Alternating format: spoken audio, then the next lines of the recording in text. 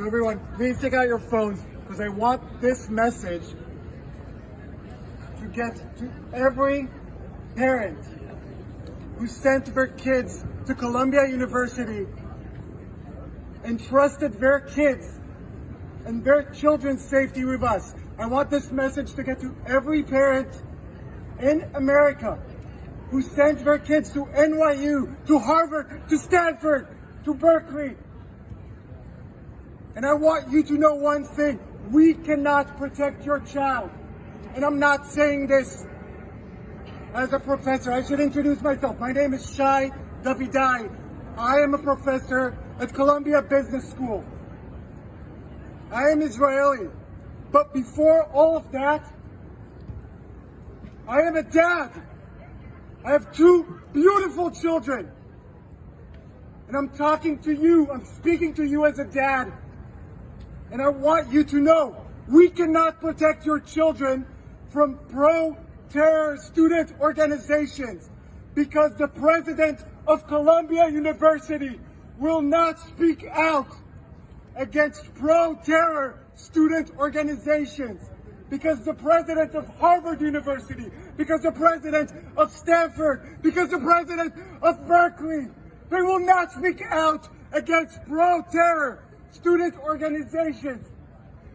Last Saturday, 14 U.S. citizens were kidnapped into Gaza with 200 other Israeli, French, German, and other nationalities. 14 citizens of the U.S. are right now kidnapped in Gaza. And yet the president of the university is giving her support to pro-terror student organizations. I have an amazing 7-year-old son. Every night before I tuck him to sleep, we read a chapter of Harry Potter. And yet, to the students, to the pro-terror student organizations at Columbia, my 7-year-old son is a legitimate target of resistance just because he's Israeli. I have a 2-year-old daughter, a feisty 2-year-old daughter. She has 2 songs that are her favorite, Baby Shark and Shake It Off by Taylor Swift. And yet, to the pro-terror student organizations on campus here and at Harvard and at NYU and at Stanford and at Berkeley and at Northwestern, my 2-year-old daughter is a legitimate target of resistance. That is what they are selling. You are allowed to murder and kidnap my 2-year-old daughter in the name of resistance. And none of the presidents of universities all around the country are willing to take a stand. This is what cowards do. And I'll name it now. President Minouche Shafik of Columbia University, you are a coward. Because if President Biden can come up and say, no, this is unacceptable, this is inhumane, and if Eric Adams, the mayor of New York City, is able to say, this is not okay, then where are you, President Shafik of Columbia University? We are waiting for you to eradicate all pro-terror student organizations from campus. Last week, we had thousands of students chanting pro-terror songs that are sung right now in Iraq, in Libya, in Yemen, in Afghanistan. They were singing this not in Gaza, not in Afghanistan, here in New York City. And this is the school that you want to send your children to? They were celebrating the rape of teenage girls in a music festival in the name of resistance. They were celebrating this. And the president of the university is allowing these pro-terror student organizations to march on our campuses. They brought a building here of the Center for Jewish Life had to go on lockdown.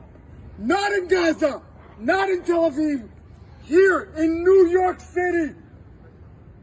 Because of this cowardice of the presidents of NYU, of Columbia, of Harvard.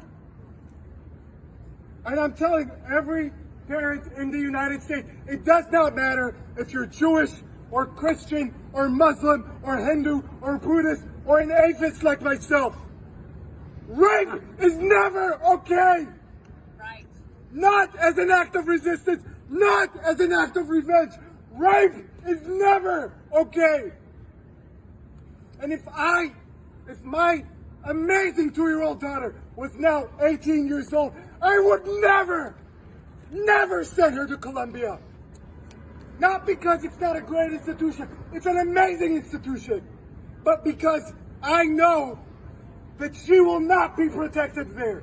Because the president of the university allows pro-terrorists to march on campus. We would never allow the KKK to march on our campus. We would never allow a pro-ISIS demonstration on our campus. Can you imagine in the city that had to endure 9/11, the worst attack on American soil? Can you imagine that here we have pro-terror student organizations? So what I want you to do now is I want you to go on social media. I want you to put this video online. I want this to get to every parent, every concerned mom, every concerned dad in around the United States. And I want you all tomorrow morning to call your kids' college, your kids' university, and ask them one simple question. Will you protect my child from pro-terror student organizations? And if your kid is not yet in college, but you are a concerned parent or a concerned grandparent, I want you to call your senator, your representative in Congress, your governor, your mayor, and I want you to ask them, are the colleges in my city, in my state, who are funded by taxpayers' money, are they harboring pro-terror student organizations? Because kidnapping 9-month-old babies is never okay. Rape is never okay. Murdering 89-year-old grandmothers who have Alzheimer and do not know what is going on, shooting them in the head, executing them, is never okay. I'm sorry I'm getting emotional. I'm only emotional because I am a parent. People have asked me in the past few days, are you not afraid to speak up? You're putting your job on the line. You got it all wrong. I am not afraid to speak up. I am speaking up because I'm afraid. I am speaking up because I walked onto my own campus, the place that is employing me and supposed to keep me safe. And I was shivering. I am 40 years old, and I was shivering to come to my own employment. Imagine not being able to go to your work because your boss does not value your life, because your boss supports pro-terror organizations. Thank you very much.